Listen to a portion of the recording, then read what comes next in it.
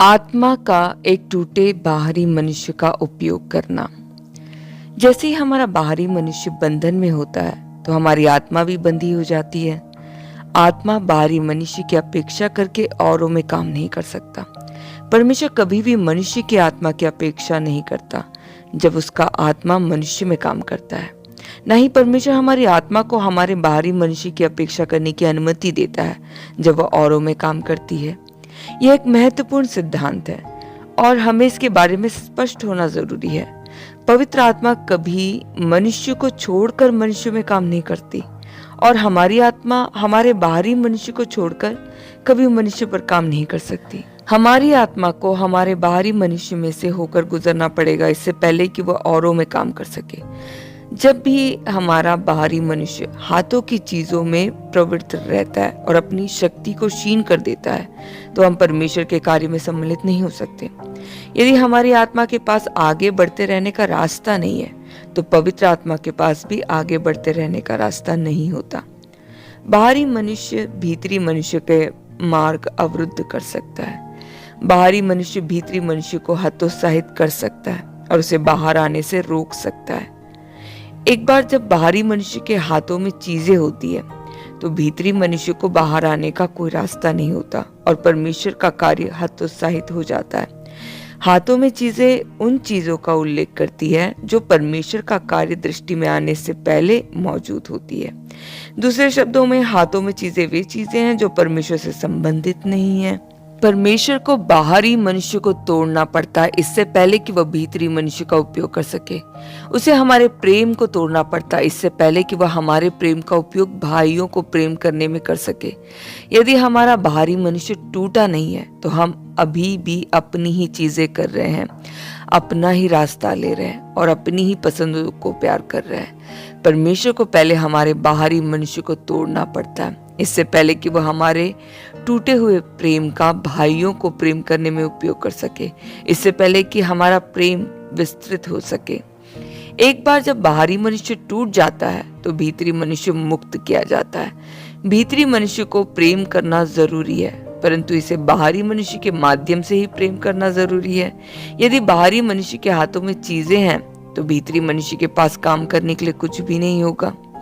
हमारी इच्छा दृढ़ है, यह केवल दृढ़ ही नहीं यह जिद्दी भी है। जब भीतरी मनुष्य को इच्छा शक्ति की आवश्यकता होती है तो वह उसे नहीं ढूंढ पाता क्योंकि हमारी इच्छा बहुत ही स्वतंत्र रूप से फिर रही है और उसके हाथों में बहुत सारी चीजें हैं। परमेश्वर को हमें एक भारी झटका देना पड़ता है, उसे हमारी इच्छा को चूर चूर करना पड़ता है और इतना नम्र करना पड़ता है कि हम धूल में अपने चेहरे के साथ यह कहने को बाध्य हो जाए, प्रभु मैं सोचने का दुस्साहस नहीं कर सकता, मैं पूछने का दुस्साहस नहीं कर सकता, मैं निर्णय लेने का दुस्साहस नहीं कर सकता। हर चीज में मुझे आपकी जरूरत है। हम इतने पिटे जाने चाहिए कि हमारी इच्छा अब और स्वतंत्र रूप से कार्य न कर सके। केवल तब ही भीतरी मनुष्य इच्छा पर पकड़ बना सकता है और उसे इस्तेमाल कर सकता है। यदि बाहरी मनुष्य उपलब्ध नहीं है, भीतरी मनुष्य बेरोजगार होगा। क्या हम परमेश्वर के वचन का प्रचार कर सकते हैं यदि हमारे पास एक भौतिक शरीर ना हो? हम बिना मुंह के प्रचार कैसे कर सकते हैं? यह सच है कि प्रचार करने के लिए एक मनुष्य को आत्मा की जरूरत होती है पर उपदेश देने के लिए अपने मुंह की भी आवश्यकता होती है। एक व्यक्ति क्या कर सकता है यदि उसके पास केवल एक आत्मा है पर एक मुंह नहीं? पेंतेकोस्त में पवित्र आत्मा का काम था परंतु पेंतेकोस्त में बोलने के वरदान का भी प्रदान हुआ। बोल के बगैर किसी के पास परमेश्वर के वचन को मुक्त करने और समझाने के लिए वचन नहीं होता। यदि एक मनुष्य बोलता नहीं है तो परमेश्वर के पास कोई बोलना नहीं होगा। निश्चय ही मनुष्य का वचन परमेश्वर का वचन नहीं है परंतु परमेश्वर का वचन मनुष्य के वचन के माध्यम से ही सूचित होता है। यदि मनुष्य नहीं बोलता है तो परमेश्वर का कोई वचन नहीं होगा। परमेश्वर का वचन होने से पहले मनुष्य का वचन होना जरूरी है। मान लीजिए कि एक भाई परमेश्वर के वचन को बोलने की तैयारी कर रहा है। उसके पास वचन हो सकता है और उसकी आत्मा में बोझ भी है, बोझ बहुत भारी भी हो सकता है, पर यदि उसके पास उपयुक्त विचार नहीं है तो उसका बोझ कभी नहीं उतर सकता। अंत में बोझ भी गायब हो जाएगा। हम बोझ का तिरस्कार नहीं करते परंतु यदि हमारी पूरी आत्मा बोझ से भरी हुई है तो यह बोझ व्यर्थ और बंधा हुआ है यदि हमारा मन फलदायक नहीं है। हम मनुष्यों का उद्धार केवल अपने बोझ से नहीं कर सकते। हमारी आत्मा का बोझ हमारे मन के माध्यम से मुक्त किया जाना जरूरी है। हमें अंदर एक बोझ होने के पश्चात भी हमें एक मुंह की जरूरत होती है। हमें फिर एक आवाज और देह की मदद की जरूरत होती है। परेशानी आज यह है, जबकि हमारा भीतरी मनुष्य परमेश्वर से बोझ ग्रहण करने के लिए उपलब्ध है, तो बाहरी मनुष्य में स्थित मन बहुत व्यस्त और भ्रमित है। सुबह से लेकर रात तक वह अपने सुझाव देता रहता है और अपने खुद के मतों को व्यक्त करता रहता है। ऐसी परिस्थितियों में आत्मा के पास एक निकास द्वार नहीं होता है। आज परमेश्वर का आत्मा मनुष्य के माध्यम से मुक्त होना जरूरी है। मनुष्य का प्रेम उपलब्ध होना जरूरी है। इससे पहले कि दूसरे परमेश्वर का प्रेम देख सके, मनुष्य के विचार उपलब्ध होना जरूरी है। इससे पहले कि दूसरे परमेश्वर के विचार देख सके, मनुष्य का निर्णय मिलना जरूरी है। इससे पहले कि दूसरे परमेश्वर की इच्छा को छू सके। पर मनुष्य के साथ परेशानी यह है कि उसका बाहरी मनुष्य अपनी चीजों के साथ ज्यादा ही व्यस्त है। उसके अपने दृष्टिकोण है, अपने विचार है, यह अपने साथ ज्यादा ही व्यस्त है। फलस्वरूप भीतरी मनुष्य के पास मुक्त होने का कोई रास्ता नहीं है। यही कारण है कि परमेश्वर को बाहरी मनुष्य को तोड़ना पड़ता है। इसका यह मतलब नहीं है कि इच्छा का सर्वनाश करना पड़ता है। हालांकि इसका यह अर्थ अवश्य है कि हाथों में चीजें अर्थात इच्छा की चीजों को अलग करना होगा, जिससे कि इच्छा अब और स्वतंत्र रूप से काम न कर सके। इसका अर्थ यह नहीं है कि विचारों को पूरी तरह से नष्ट करना होगा। इसका मतलब है कि हम अब और अपने अनुसार नहीं सोचेंगे, कि हम अब और सब प्रकार के सुझावों के साथ आगे नहीं आएंगे, या हमारे आवारा मन के द्वारा और नहीं भटकाए जाएंगे। इसका अर्थ ये नहीं है कि हमारी भावना विलुप्त हो गई है। इसका अर्थ यह है कि हमारी भावना भीतरी मनुष्य के नियंत्रण और निर्देश में रहेगी। इस तरीके से भीतरी मनुष्य को एक ऐसा मन, एक ऐसी भावना, एक ऐसी इच्छा मिलेगी जो उपयोग के लिए उपलब्ध है। अपनी अभिव्यक्ति करने हेतु आत्मा को एक मन, एक भावना, एक इच्छा की जरूरत होती है। अपने आप को अभिव्यक्त करने के लिए इसे एक जीवित बाहरी मनुष्य की जरूरत होती है, ना कि एक मृत मनुष्य। उसे एक पिटा हुआ, घायल, टूटा हुआ मनुष्य चाहिए, न एक मोहर बंद और अनछुआ बाहरी मनुष्य। आज सबसे बड़ी रुकावट हमारे साथ यही है। परमेश्वर का आत्मा हमारे अंदर से बाहर नहीं निकल पाता। उसका आत्मा हमारी आत्मा में रहता है, मगर वह हमारी आत्मा के बाहर नहीं आ पाता। हमारा बाहरी मनुष्य बहुत अधिक भरा हुआ है। वह अपने हाथों में चीजों से भरा हुआ है। हमें परमेश्वर से दया मांगनी है, जिससे कि बाहरी मनुष्य टूटेगा और भीतरी मनुष्य के लिए बाहर आने को एक रास्ता होगा। परमेश्वर हमारे बाहरी मनुष्य को नष्ट नहीं करता, पर ना ही वह उसे साबुत और बिना टूटे हुए रहने देगा। यह हमारे बाहरी मनुष्य में से गुजरना चाहता है। वह चाहता है कि हमारी आत्मा बाहरी मनुष्य के माध्यम से प्रेम करे, सोचे और निर्णय ले।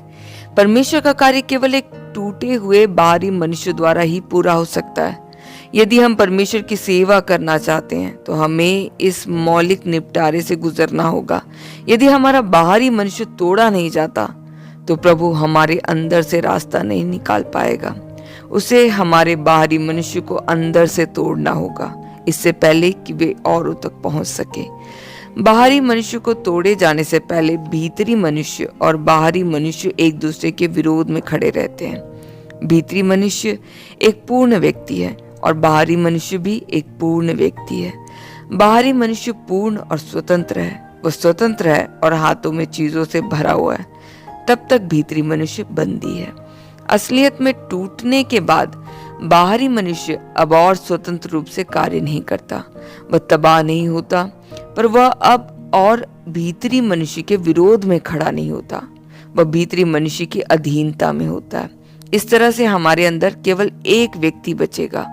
बाहरी मनुष्य टूटकर टुकड़े टुकड़े हो जाएगा और भीतरी मनुष्य के उपयोग के लिए तैयार होगा। वे जिनका बाहरी मनुष्य तोड़ दिया गया है एकीकृत मनुष्य है।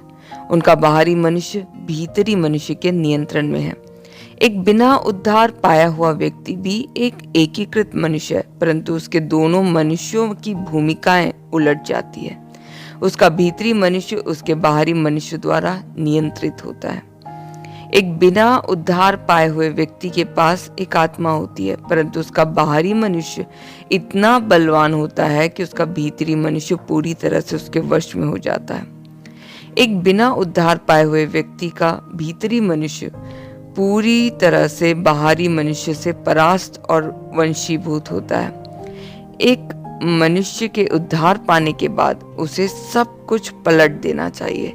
बाहरी मनुष्य पूरी तरह से कुचला जाना चाहिए और पूरी तरह से भीतरी मनुष्य के नियंत्रण में होना चाहिए।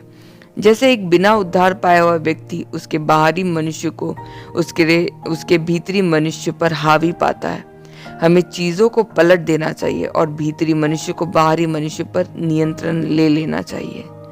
साइकिल चलाते समय एक व्यक्ति दो में से एक स्थिति में हो सकता है। या तो पहिए सड़क पर काम करते हैं या सड़क पहिए पर काम करती है। सपाट जमीन पर पैर पहियों को पैडल करते हैं और पहिए सड़क पर काम करते हैं। एक निजी ढलान पर पैरों को काम नहीं करना होता, पहिए अपने आप घूमते हैं और इस सूरत में सड़क यानी कि ढलान पहियों पर काम करती है। जब हमारा भीतरी मनुष्य बलवान होता है और बाहरी मनुष्य टूट जाता है तो पहिए सड़क पर काम करते हैं, यानी कि हम निर्णय लेते हैं कि कब और कितना तेज हम चलना चाहते हैं। पर यदि बाहरी मनुष्य जिद्दी और टूटा हुआ नहीं है तो यह एक साइकिल ढलान पर चलाने जैसा है। ढलान पहियों पर काम करती है, पहिए अपने आप घूमेंगे और हम इसके बारे में कुछ नहीं कर सकते। यही होता है जब बाहरी मनुष्य भीतरी मनुष्य को नियंत्रित करता है।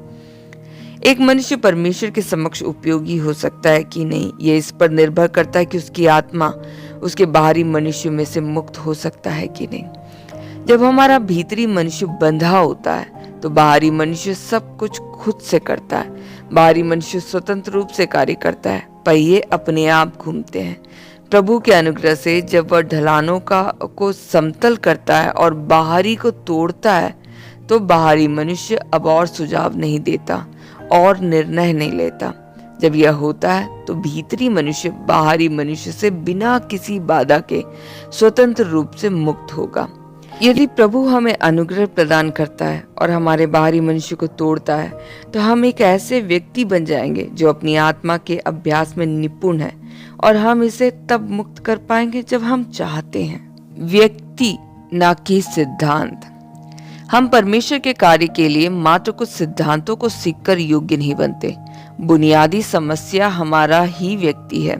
हमारा व्यक्ति माध्यम है जिससे हम अपना कार्य करते हैं। बात इतना है कि क्या हमारा व्यक्ति परमेश्वर के निपटारों से गुजरा है कि नहीं।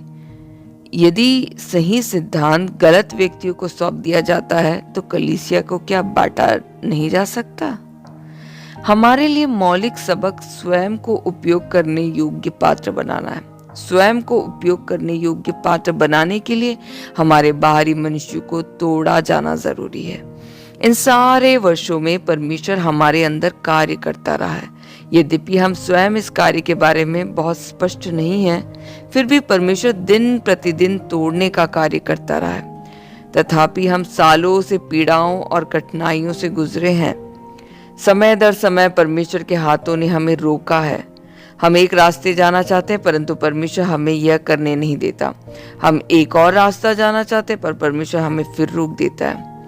यदि इन सब वातावरण के साथ साथ काम करने के द्वारा हम परमेश्वर के कार्य को नहीं देखते हैं तो हमें प्रार्थना करना होगा कि परमेश्वर मेरी आंखें खोलो जिससे कि मैं आपके हाथों को देख सकूं। अक्सर एक गधे की आंखें एक स्वघोषित नबी की आंखों से ज्यादा तेज होती है। गधे ने यहोवा के संदेशवाहक को पहले ही देख लिया है परंतु स्वघोषित नबी ने इसे अभी तक नहीं देखा है। गधा परमेश्वर के थामने वाले हाथों का एहसास करता है पर स्वघोषित नबी इससे अभी तक अनजान है।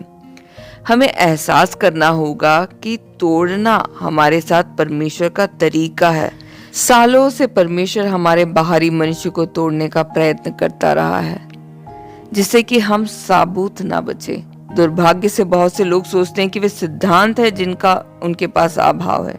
वे कामना करते हैं कि वे और अधिक सिद्धांत सुन सके, प्रचार के लिए और सुझाव उठा सके और बाइबल की और व्याख्याएं समझ सके, पर यह बिल्कुल गलत तरीका है। परमेश्वर का हाथ हमारे अंदर केवल एक काम कर रहा है, हमें तोड़ रहा है। हम अपना रास्ता नहीं ले सकते, हमें परमेश्वर का रास्ता लेना होगा। हमारे पास अपने विचार नहीं हो सकते, हमें परमेश्वर के विचार लेने होंगे। हम अपने निर्णय नहीं ले सकते, हमें परमेश्वर के निर्णय लेने होंगे। परमेश्वर को हमें पूरी तरह से तोड़ना होगा। परेशानी हमारे साथ यह है कि जबकि परमेश्वर हमें समय समय पर रोकता है, तो हम इसे या उसे रुकावट के लिए दोष देते हैं। हम उस नबी की तरह है जिसने परमेश्वर का हाथ नहीं देखा, बजाय इसके हम अपने गधे को रुकने के लिए दोष देते हैं। सब कुछ जो हमारे रास्ते में आता है अर्थपूर्ण है और परमेश्वर के प्रभुत्व संपन्न प्रबंध के नीचे है। एक मसीही को कुछ भी आकस्मिक नहीं होता, कुछ भी परमेश्वर के आदेश से बाहर नहीं है। हमें परमेश्वर के प्रभुत्व संपन्न प्रबंधों के नीचे स्वयं को नम्र करना होगा। प्रभु हमारी आंखें खोले कि हम देख सके कि परमेश्वर हमारे चारों ओर सब कुछ व्यवस्थित कर रहा है। उसका हमारे अंदर एक उद्देश्य है। सब कुछ के माध्यम से वह हमें तोड़ रहा है। जब परमेश्वर हमें एक दिन अनुग्रह प्रदान करेंगे, तो हम खुशी से उन सारे प्रबंधों को स्वीकार करेंगे जो वह हमारे वातावरण में रखता है। हमारी आत्मा मुक्त हो जाएगी और हम अपनी आत्मा का प्रयोग कर पाएंगे।